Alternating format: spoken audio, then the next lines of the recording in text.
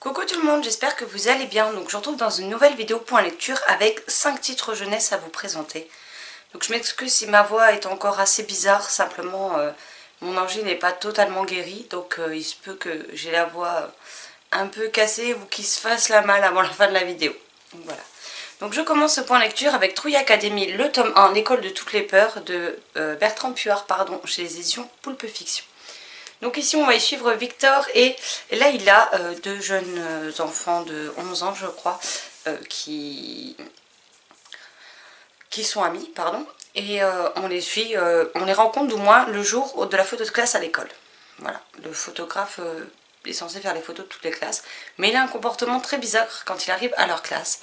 Il prend deux photos, des élèves, et puis il part précipitamment. Les élèves auront la photo quelques temps après. Et là, il découvre que la petite terreur de la classe n'apparaît pas sur la photo, mais qu'à sa place, il apparaît une personne qui flotte au-dessus du sol. Donc ils ne savent pas trop qu'est-ce qui se passe, ni pourquoi le photographe a pris la fuite comme ça, puisqu'ils vont aller à son magasin, et ils vont découvrir que l'assistante est toute seule, qu'elle ne sait pas du tout où il est passé, ils vont décider d'enquêter sur ce mystère. J'ai beaucoup aimé cette histoire, ça se lit très bien, c'est très fluide, c'est addictif, on a envie de savoir ce qu'il en est. Après voilà, chez Poulpe Fiction, c'est quand même écrit assez gros et assez aéré, donc ça permet vraiment d'avoir un récit très dynamique. On a des illustrations comme ceci dans le récit. Donc l'objet livre est plutôt pas mal aussi, on a toujours des petits rabats, voilà, devant et derrière, comme d'habitude. Derrière, on vous met un aperçu de leur catalogue, parce que je doute qu'ils y soient tous, quoique... Peut-être que si, je ne sais pas. Et vous avez les résumés de certains autres ouvrages, notamment d'autres que j'ai pu lire. Voilà. J'aime beaucoup cette maison d'édition qui nous offre des thématiques, des romans jeunesse avec des thématiques que moi j'aime bien. Souvent de fantastique, etc. J'aime la façon dont les auteurs traitent leur sujet, la façon dont ils déroulent le fil rouge de l'intrigue. Les personnages qu'ils créent aussi, puisqu'on a quand même des personnages assez attachants, on en a d'autres qui nous énervent, notamment cette fameuse terreur de la classe. Et donc on a aussi ce petit côté harcèlement plus du fantastique qui a quand même une petite place dans le roman, et je trouve ça sympa comme collection, comme ouvrage, comme manière de faire. Et voilà, si vous connaissez toujours pas les livres de chez Poulpe Fiction, je vous les recommande chaudement, parce que jusqu'à présent j'ai lu Chatapouf que j'ai beaucoup aimé, j'ai lu Orage Petit Seigneur des Ténèbres pour lequel j'ai eu un coup de cœur, j'ai lu Trouille Academy, puis je ne sais plus, mais en tout cas chaque fois je passe un très très bon moment de lecture. Il me semble que c'est pour les 9-12 ans, mais bon, je vais en avoir 35 et ça m'a empêché de le découvrir. Donc voilà. Ensuite, je vais vous parler d'un autre court roman jeunesse. On a Département des cauchemars, tome 1, studio 66 de Yves Bourse chez Nathan. Donc ici, pareil. Un tout petit livre, il fait moins de 100 pages. On a les en-têtes de chapitres qui sont parfois noirs. Je vous montre un peu comment c'est fait. Des petites illustrations. On a parfois des changements de couleurs. Donc là, notamment, c'est en mauve. Ce type d'illustration. Donc ici on va y découvrir Nico Roupillon. Nico Roupillon a 10 ans, il vit avec ses parents qui ont aménagé leurs horaires de travail parce que pour eux le sommeil est primordial, c'est-à-dire qu'ils passent les 3/4 de leur journée à dormir, donc les 3 tiers, 2 tiers, où je vais y arriver. Ils passent les 2 tiers de leur journée à dormir, donc sur le 1 tiers restant, ils vont au travail, ils s'occupent de leur fils, ils font à manger et ils s'occupent du reste à faire. Je sais pas comment ils font, je veux bien une solution, hein, parce que là, ça demande explication quand même. Et Nico Roupillon donc a pris ce rythme, les professeurs lui laissent faire l'école plus ou moins à la maison, puisque dans tous les cas, il s'endort en cours. Donc il dorme sur la table ou dans son lit, pour les professeurs, ça n'a plus grande importance. Et un beau jour, les parents reçoivent une lettre comme quoi la brigade des cauchemars leur envoie ce courrier pour leur dire que voilà, normalement tous les enfants avant 11 ans sont censés avoir vécu au moins 100 cauchemars pour vivre de façon épanouie. Ce qui n'est pas le cas de Nico, qui n'a jamais fait le moindre cauchemar. Il ne fait que des rêves agréables, et pour la brigade du cauchemar, il lui manquera un certain équilibre du coup. Donc ils vont lui proposer un stage intensif que les parents vont accepter. Et là, il va découvrir ce que c'est les cauchemars, comment on les gère, comment on peut essayer de maîtriser ses peurs, qu'est-ce que ça apporte au quotidien. Et j'ai trouvé que c'était plutôt bien amené. même si je vois pas en quoi le fait de faire des cauchemars rendra un enfant épanoui, hein, voilà, mais ça il faudra qu'on me l'explique. Mais j'ai bien aimé la façon dont le sujet était traité, la façon dont l'intrigue est développée. On a aussi des choses, parce que je sais plus à partir de quel âge c'est, j'ai pas regardé. Mais c'est dans la collection des romans pour les plus jeunes, donc je pense à partir de 8 ans, quelque chose comme ça. Et il y a eu quand même des petits passages bien, je pense qu'ils peuvent bien faire frissonner les enfants quand même, hein. Pas de là à leur filer des cauchemars, mais pour le coup, des choses plus sombres auxquelles je m'attendais pas forcément à retrouver dans un court roman pour les si jeunes. Mais voilà, j'ai passé un bon moment de lecture et je ne peux que vous le recommander. Moi, bah, je verrai bien quand la suite sort pour me la procurer. Ensuite, on va passer à Arnaud, le valet de Nostradamus, donc le tome 2, La Cour des Miracles de Annie J chez Albin Michel Jeunesse. Donc j'avais lu le premier tome il y a quelques temps, je vous l'avais présenté, je ne sais plus quand. Février, mars, il est sorti, je l'ai lu. Je ne sais même plus. Là c'est du propre. Il est sorti en mars, donc j'ai dû le lire en mars parce que je l'ai lu à sa sortie. Donc ici on y retrouve donc Nostradamus et Arnaud, son valet, qui vont faire des découvertes et on va en savoir plus dans ce tome là sur la Cour des Miracles. Donc en fait, pour vous récapituler un peu l'histoire du tome 1, on a Arnaud qui vit à la Cour des Miracles, donc il est tout simplement ce qu'on appelle un brigand, un bandit. Voilà, à la Cour des Miracles, certains font la manche, certains se font passer pour des infirmes, d'autres se font passer pour des diseuses de bonne aventure, de façon à escroquer de l'argent aux touristes parisiens notamment. Et il ramène le tout à Melchior, donc le roi de la Cour des Miracles, qui prend les 3/4 des possessions et des gains des gens pour lui et il leur laisse un tout petit pécule pour eux. Un beau jour, Arnaud va être bien malade et il va tomber, alors qu'il faisait ça avec Pernelle, son ami, il était en mission, il va tomber sur Nostradamus qui va tout simplement sauver le jeune garçon et lui proposer le rôle de valet à condition qu'il arrête sa vie telle qu'il la connaissait et qu'il devienne un petit garçon tout ce qu'il y a de plus honnête. Chose que notamment Arnaud va accepter et donc on va les suivre dans cette grande épopée. Nostradamus est notamment celui qui faisait les horoscopes de la reine à l'époque, mais en plus il est médecin. Et j'ai beaucoup aimé ce deuxième tome qui se concentre un petit peu plus sur la Cour des Miracles, qui nous permet d'en apprendre largement plus sur ces cours des miracles, parce qu'on apprend qu'il n'y en a pas qu'une seule, il y en a eu plusieurs. C'est quelque chose qu'on entend parler dans Notre-Dame de Paris. Perso, je n'ai pas lu le roman, je me suis contentée de la comédie musicale et du dessin animé Disney. Donc c'est pas forcément comme ça qu'on a le plus d'informations historiques, faut le reconnaître. Et j'ai bien aimé parce qu'on traite, enfin l'autrice traite des personnages qui ont réellement existé par contre. On vous le dit, hein, clairement derrière, avec des personnages ayant réellement existé. Devant, on vous met la liste des personnages principaux qu'on rencontre et qui ils sont.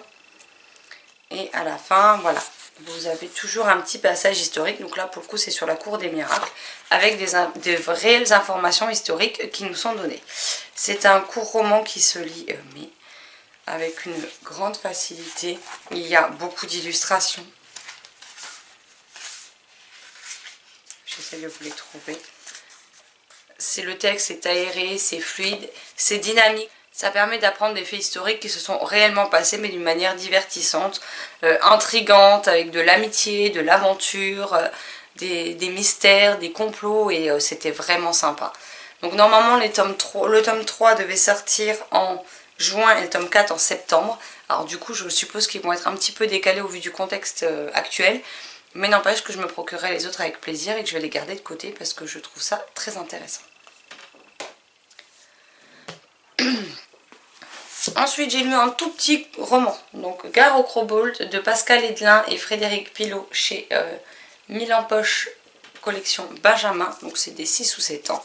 Donc ici, on y suit des farfallons. Les farfallons, c'est tout simplement des fées, je crois. C'est des fées, des farfadets, enfin comme ça, des créatures de ce type. Et il va y avoir une grande fête où tous les farfallons donc, vont jouer un instrument de musique. Mais on y suit donc, comment il s'appelle, je ne sais plus, Trompette et Mirliton qui se font jeter de l'orchestre puisqu'à chaque fois qu'ils se mettent à jouer d'un instrument, il pleut à verse et que ce n'est pas vraiment le but du spectacle puisqu'il va se dérouler en plein air. Mais malheureusement, le Crobolt va faire son apparition et seul Trompette et Mirliton vont pouvoir faire quelque chose et essayer de sauver le spectacle. Voilà. C'est une histoire très très courte hein, parce qu'elle doit faire, je sais pas, ça fait combien de pages? 24 pages. Voilà. Mais je l'avais trouvé en boîte aux livres et puis j'avais envie de le découvrir. Les illustrations sont assez... comment dire,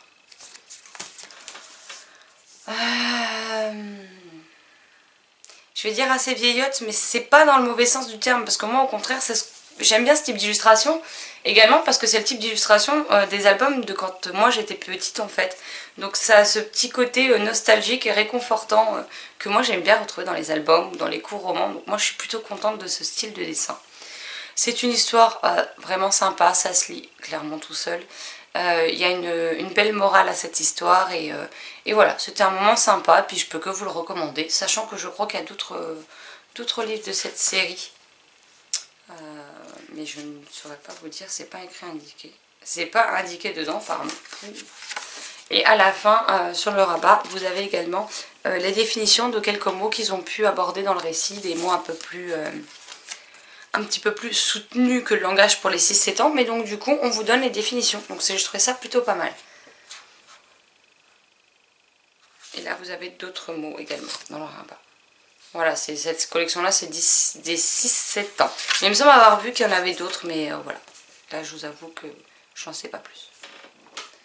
Il est très court, hein, je ne vais pas vous faire un résumé de 10 pièces. Et hier après-midi je me suis posée pour le commencer, alors j'ai lu la moitié, j'ai fait une petite pause. J'ai repris et je ne l'ai pas lâché jusqu'à la fin. Donc je l'ai lu sur l'après-midi. Et il s'agit de Cassidy Black, le tome 1, livre 1, Chasseuse de fantômes de Victoria Schwab chez Lumen. Donc il faut savoir qu'avec Victoria Schwab, ça a été assez compliqué pour moi, puisque Shades of Magic m'avait fait très envie. J'ai repris à 2 fois le tome 1. À 2 fois, je l'ai arrêté au bout de 50 ou 60 pages parce que je n'arrivais absolument pas. Vicious par contre ne me faisait pas du tout envie, en plus apparemment il y a un côté religion qui est assez prenant, donc clairement moi c'est pas mon truc. Et du coup je me suis dit que celui-ci me tapait dans l'œil et Marilyn l'a lu avant que je me le procure et elle m'a dit qu'elle pensait que ça allait me plaire. Du coup la chérie m'a offert un livre et donc j'ai choisi celui-ci. Donc ici on va y suivre, j'allais dire comment elle s'appelle l'héroïne. Ça c'est gros pour me cacher. Ouais, c'est pas comme si c'était pas écrit sur la couverture, mais c'est pas grave. Donc on y suit, j'ai même pas lu le résumé, c'est pour vous dire, parce qu'en général ils en disent toujours trop. Donc on y suit Cassidy, qui est une jeune fille. Ses parents sont écrivains, alors son père est très terre à terre, c'est plus le côté historique et scientifique, alors que la mère est beaucoup plus tout ce qui est surnaturel, etc. Ils ont une série de livres qui cartonnent, ils les écrivent à 4 mains. Son père, donc avec le côté très historique, très fouillé, sa mère ajoute toujours cette dose de magie, de mystère, de surnaturel qui plaît beaucoup aux lecteurs. Tous les ans, ils vont en vacances, je ne sais plus où. Enfin, je sais plus, ils partent sur une île en vacances où il n'y a pas beaucoup de monde. Et ce que les parents ignorent, c'est que leur fille peut traverser le voile et voit les fantômes. Même si elle ne communique pas avec eux et qu'elle ne sait pas trop pourquoi elle peut les voir et traverser le voile, il s'avère que c'est le cas. Donc il y a pas mal de mystères qui tournent autour de ça aussi. Et malheureusement cette année, elle qui se faisait une joie de partir sur l'île parce que justement vu que c'est un coin reculé, il n'y a quasiment pas de fantômes, donc ça lui fait 6 semaines de tranquillité. Et ben ses parents lui annoncent qu'ils vont aller à Édimbourg, à un endroit où justement il y a beaucoup de fantômes selon les mythes et légendes, et qu'ils vont faire une émission de télé-réalité, enfin une émission de télé, j'allais dire de télé-réalité. Une émission de télé style documentaire, avec toujours le père dans le rôle du côté historique et la mère dans tout ce qui est surnaturel. Cassidy ne va pas avoir d'autre choix que de les suivre là-bas. Et malheureusement pour elle, les choses vont pas être simples pendant ses vacances, faut être honnête. Et j'ai oublié de vous préciser que son meilleur ami s'appelle Jacob et son meilleur ami est un fantôme, justement. Un fantôme avec qui elle a lié de nombreux liens puisqu'il s'est passé quelque chose avec lequel Jacob a un lien et c'est ça qui fait qu'ils se sont rencontrés et qu'ils sont devenus amis bien qu'ils ne soient pas là de manière matérialisée, on va dire. Je dois dire que j'ai été agréablement surprise par cette lecture Étant donné que c'était du Victoria Schwab, j'y suis allée un petit peu à reculons, je dois reconnaître. Pourtant, une fois que j'ai commencé, j'ai été prise dans l'intrigue. Je n'ai pas réussi à reposer ce livre. Je vous dis, j'ai fait une pause, c'était le temps d'aller me chercher une boisson chaude puisque j'avais mal à la gorge. Donc je me suis dit que de boire du chaud, ça ferait du bien. Et voilà, j'ai mangé un petit gâteau et je me suis replongée direct dedans parce que j'avais vraiment envie de savoir où l'autrice comptait nous emmener dans ce tome-ci. Alors de mémoire, il me semble que c'est une trilogie, si j'ai bien vu les informations VO passées. Les personnages sont très attachants, j'aime bien Jacob, même si son prénom me fait penser à Jacob de Twilight, voilà. J'ai beaucoup aimé Jacob, j'ai beaucoup aimé Cassidy, j'aime bien le lien qui les unit. On va également découvrir, je sais plus c'est quoi, Lana, Lara,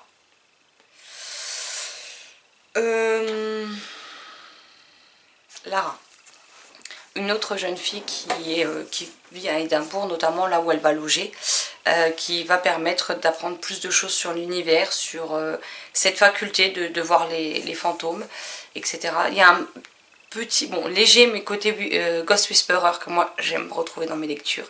J'aime beaucoup ça, j'aime beaucoup les histoires avec les fantômes. C'est pas exactement ce à quoi je m'attendais, clairement, parce que là, vous vous doutez bien qu'il y aura une mission à réaliser, mais alors ce n'est pas la mission auquel je pensais. Justement, je m'attendais à la mission à la Ghost Whisperer où eh ben, ils sont coincés là pour un problème, je ne sais pas moi, une personne qui s'est fait tuer, qui veut absolument qu'on découvre son meurtrier pour pouvoir partir en paix. Quelqu'un qui a été kidnappé, qui voudrait que son kidnappeur soit comparu devant la justice, enfin ce genre de choses. Et non, c'était pas tout à fait ça le genre de la mission, donc j'ai été plutôt surprise. C'était vraiment super chouette comme lecture. J'ai hâte que le tome 2 sorte, donc j'espère qu'il sortira pas dans trop longtemps, sinon bah, je compte sur la copine Marilyn pour nous fournir le résumé bien spoilant du tome 1 à sa sortie, enfin la sortie du 2 du coup. Et pour le coup, ça m'a un petit peu réconciliée avec l'autrice. Sachant que je pense que je vais rester sur ces livres plus jeunesse que young adulte, parce que visiblement ça marche mieux avec moi.